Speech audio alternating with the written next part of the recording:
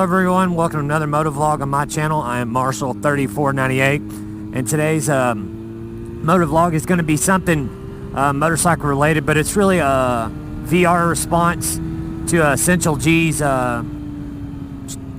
video who first started. My buddy Cave Troll, great riding friend of mine. Those of you who watch me a lot probably know who that is. He's already done one of these video response to this. I'm going to kind of do my take of it, and I'm going to show you around some of the local roads that are around me. It'll be broken up in a couple different clips, so if you see like a big jump in the video from one road to the next, by the time I do 2 or 3 of them, you'll know why. But see, Cave Troll, he lives more, almost, he's still in Johnson City, but he's really closer to Jonesboro than Johnson City, as far as what I can tell.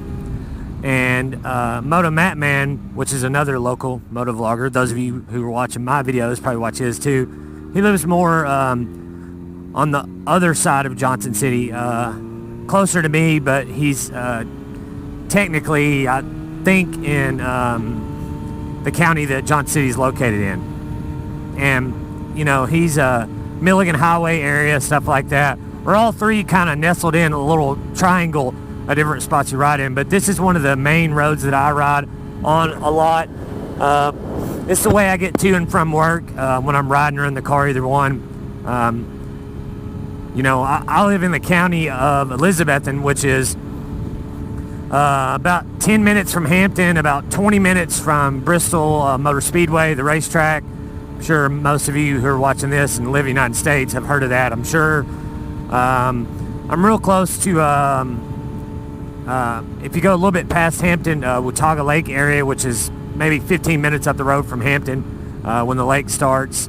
I'm also really close to Stony Creek, which Stony Creek is the way I have to go through to get to 421 store, or the Snake, as a lot of people know it by, in Tennessee, not the one in California. But this road right here is just, it's just a good little road. They did repave it a couple years ago, and they put this kind of crown right in the center of it, which really kind of sucks for bikes. Sorry, I gotta slow down. There's a bunch of gravel in the road from all the rain. But it's got a crown in it, and every time your bike goes over it, the front and the rear tire kind of does that little bit of, you know, like that. Kind of like hitting one little groove pavement spot in the road.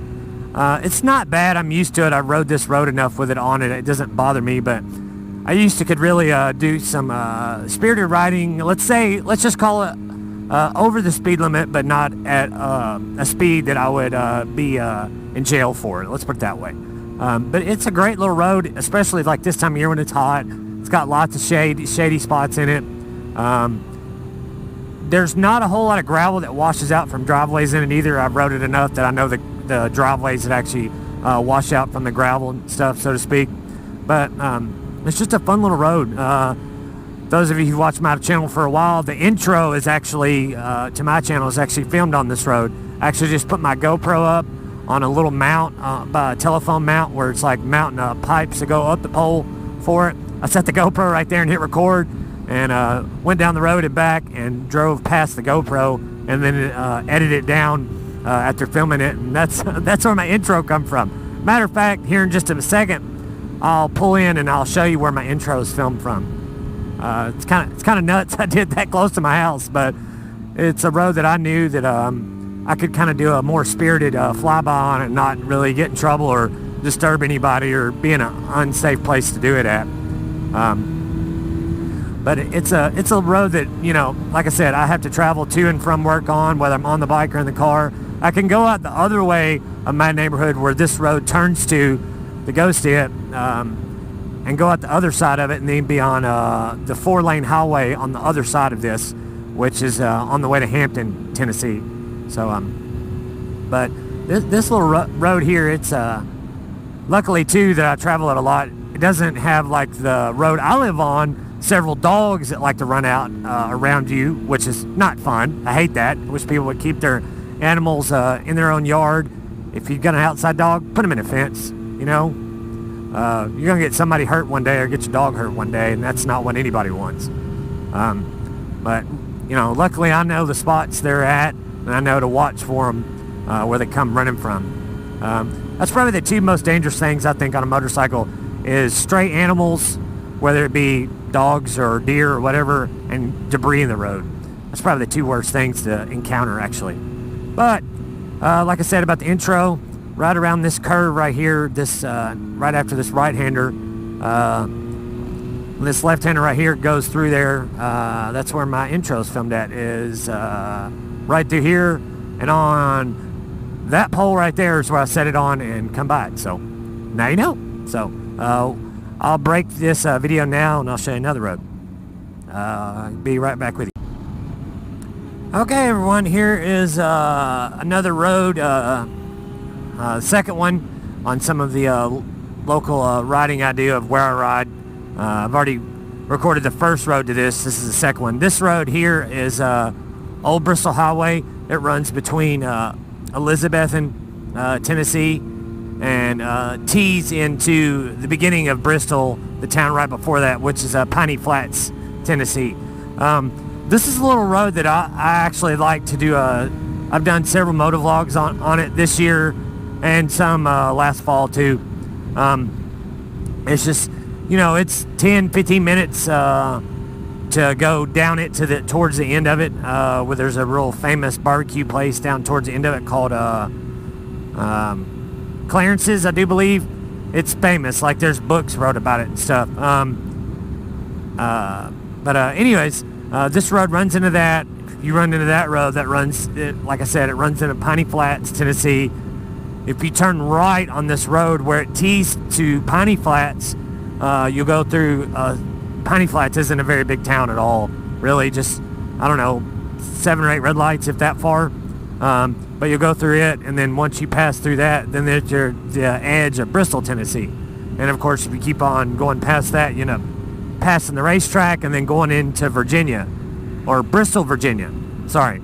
Because up there and on the edge of Tennessee and Bristol, Tennessee, and Bristol, Virginia is called State Street, because one side of the state is in Virginia and the other side of the state, other side of the street, on one side of the street is Bristol, Virginia. On the other side of the street is Bristol, Tennessee. So, but that's actually, I know Nashville, back where I'm from, is actually famous for country music, but Bristol, Tennessee, and Bristol, Virginia, both, I guess that area down there at State Street, are famous for having lots of big people play music and stuff down there, of country music anyway. So, I don't know.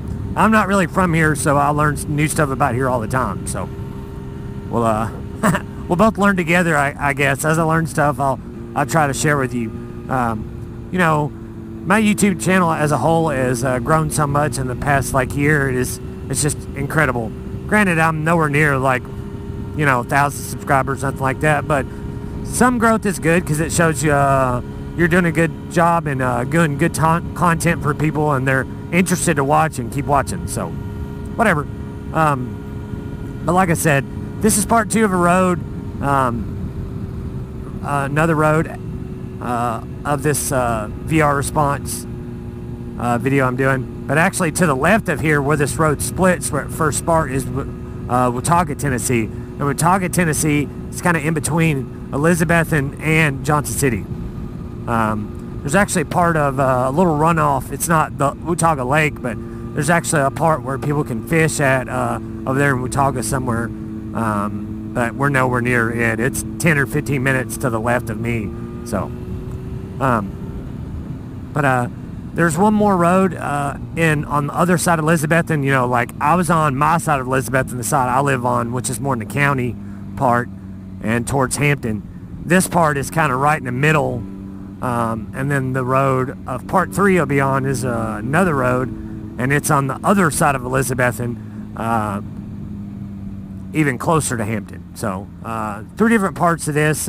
Just thought this would be a fun little video just to show y'all some of the area and give y'all some backstory on some of the area that I ride in. A lot of the, people who might watch my videos who are local to this area and live there, if somebody, fairly local to me, which there are some people, they've said something in comments that are local to me, they recognize some of this stuff, but people who watch from states away or a state away, or maybe even the other side of the United States, like in California and stuff, they have no idea where this is. But this is just a gorgeous place to live. There's all kind of little back roads like this that are just twisty and curvy, up and downhill, lots of shade right now in the summer. It's an incredible place to be, and I'm really fortunate that I live here and have lots of good roads to ride on. These roads that we live on, even though they're not the Dragon, but 421 is definitely as curvy as the Dragon, if not more, and it's much longer. So we're fortunate to have those kind of roads in our backyard, so to speak. Because actually, a video me and Cave Troll did together about 421, it was him leading and he was talking or whatever, and I was behind him most of the time. 421 is actually runs from Bristol, Tennessee to the edge of, let me get the name right here. I could have thought about it if I tried to say it in a video. It runs from Bristol, Tennessee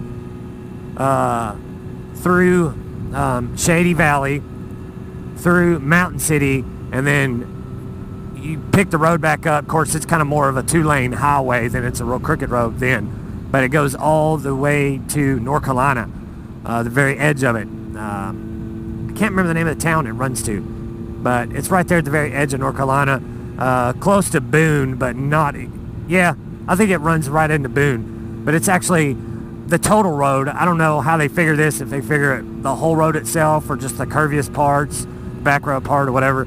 It actually goes up and down 3 mountains, through 1 valley, and is 489 curves long. So, but like I said, we'll pick this back up, the third part of this video, on another road, just, I don't know, 10 or 15 minutes to the east of me, I guess, if I'm facing, going north. But we'll see you in a minute, guys. Okay, guys, this is the third road of the VR response thing about where I ride at. Yeah, this road is called Siam Road. It really kind of makes a loop from where it starts. It starts. Cave Troll's been on this road with me. This end of it, he knows where this is. Me and him rode up to the dam this way. You go up this way to Siam, and then it forks, and you take a left. And then you go down one little road, and you take another right, and then you follow that for several miles, maybe 5 or 6 miles, and it leads up to Watauga Lake. And excuse me, one of the dams up there on Watauga Lake. It's a real kind of pretty peaceful park up there. There's a lot of people that I don't necessarily know how many hiking trails there are up there, but a lot of people do a lot of camping and stuff up there. There's a lot of shade trees and stuff to sleep under and stuff. Especially, you know, like helps keep the rain off your tent, and then, you know, it's a lot of pretty scenery up there too. Anyways, but this road leads up to that, and then it starts like on the left side of 19E and loops back around and comes back out. I don't know, 5 or 6 miles up 19E on the other side. But this road itself, probably from start to end, is probably like 10 miles long. This is another good little back road. There is quite a bit of traffic on it sometimes, though. It just depends on what time of day it is.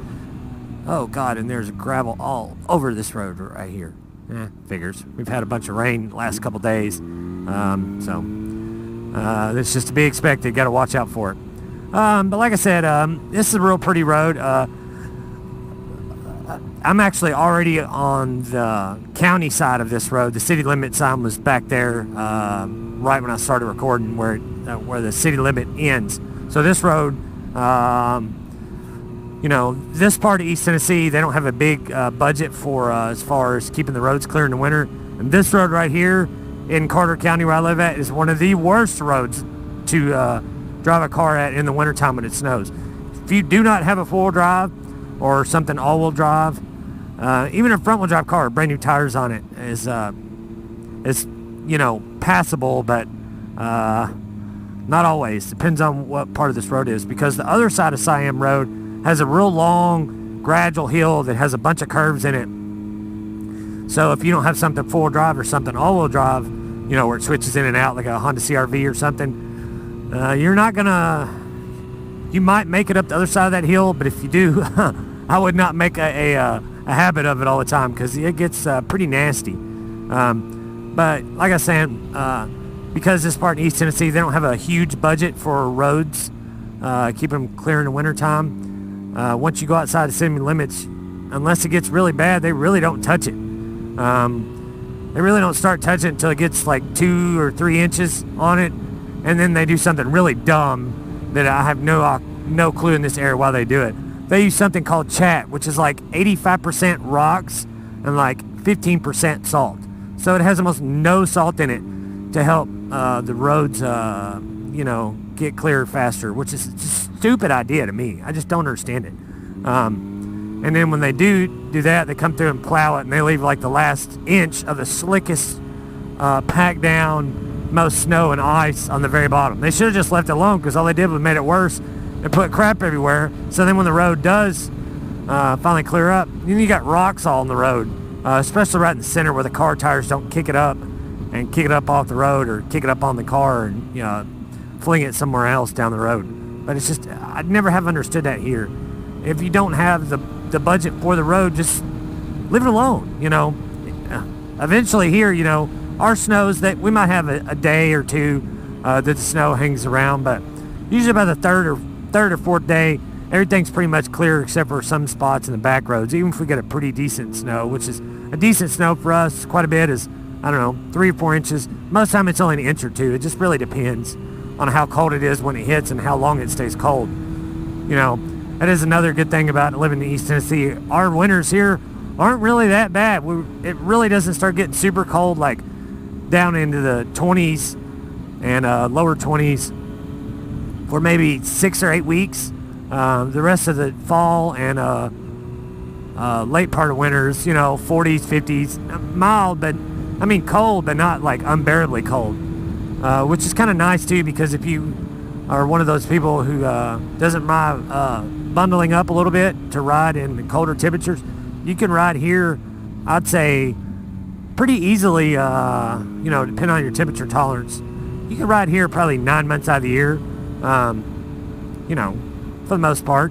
Maybe 10, just depends on how cold it stays and if we get how much snow we've been getting or not. So that is one thing.